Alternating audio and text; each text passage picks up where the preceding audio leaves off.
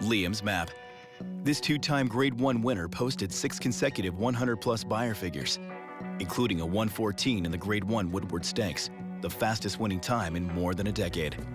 An $800,000 yearling, he never finished off the board in 8 starts, winning 6. In his final race, this great colt set the track records at Keeneland in the Breeders' Cup Dirt Mile. All this adds up to a world-class stallion at a world-class stallion farm. Hi everybody, Dan Illman, Mike Beer taking a look at the post positions for the Grade 1 Breeders' Cup Classic. Let's throw up the field. Our Breeders' Cup Classic coverage is presented by Liam's Map at Lane's End. We have an overflow field, Mike, for the Grade 1 Breeders' Cup Classic, and the favorite Accelerate drew post position 14. And when you hear that, it's startling, and you're like, oh, it's a terrible post position. I don't really think it's that terrible considering the long run, the very long run, the 2-furlong run into the first turn at Churchill Downs. I agree. I don't see why it's a bad post at all. As a matter of fact, he probably got one of the better draws in the race. He's drawn outside everybody else in here. Everybody sort of knows the deal with the post positions at 1.25 miles at Churchill Downs because we talk about it every year when they draw the Kentucky Derby field.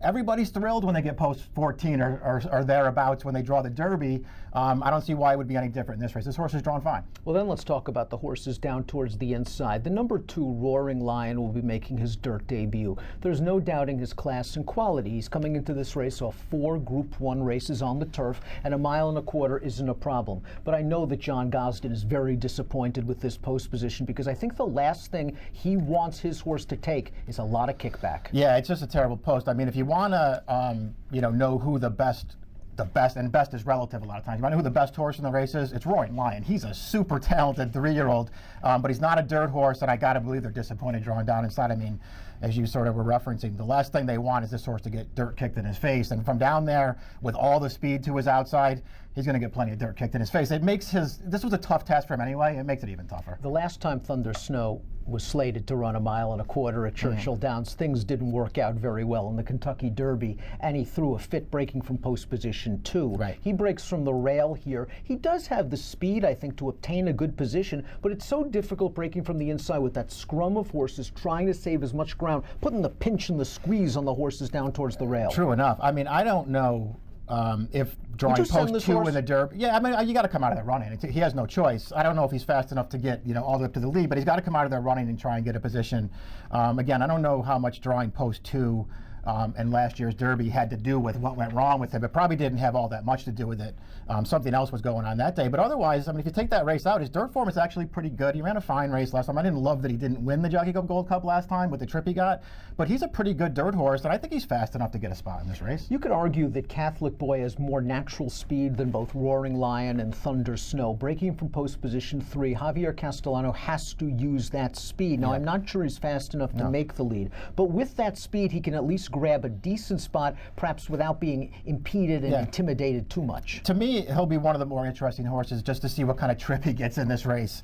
Because if he gets a good one, I guess he's a contender. It's interesting to pull apart his PPs, and I know that there could be other excuses for his Florida Derby, which is obviously the worst race he's ever run.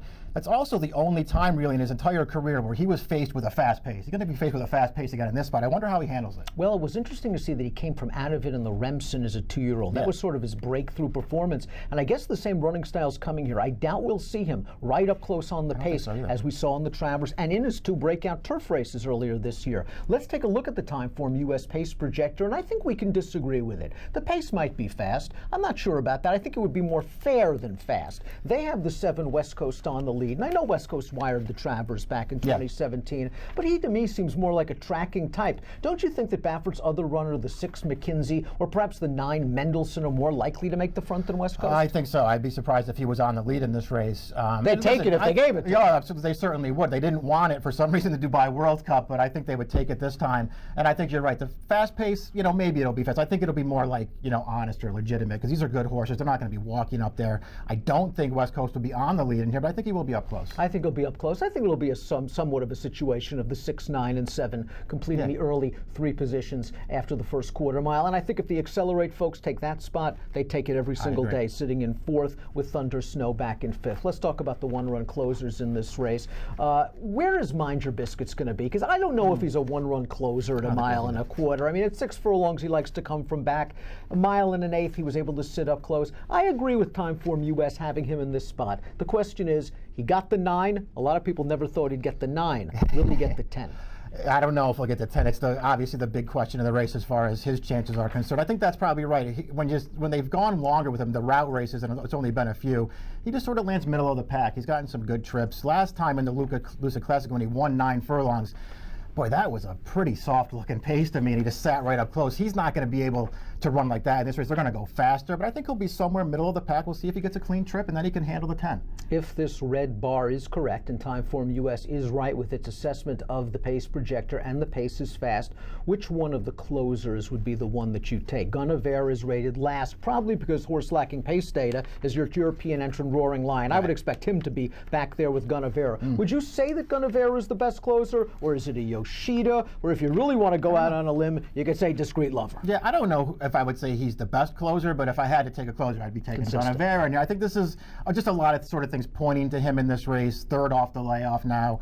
When you compare the trip he got with the trip Yoshida got in the Woodward last time, and they both got good ones into a pace that was falling apart late, this horse was wide every step of the way. I thought he finished up almost as well as Yoshida did. I'd take him over that horse this time. So I think we would argue that the horse that got hurt the most in the post position draw was the number 2, Roaring Lion. So. Thunder Snow, no favors perhaps drawing the rail either. And really, I think you make a good point. The key to the race is what kind of trip Catholic Boy gets. I think it is imperative for him to break, because if he doesn't break and finds himself in behind horses early and then being shuffled down towards the inside, I find it hard for him to overcome that.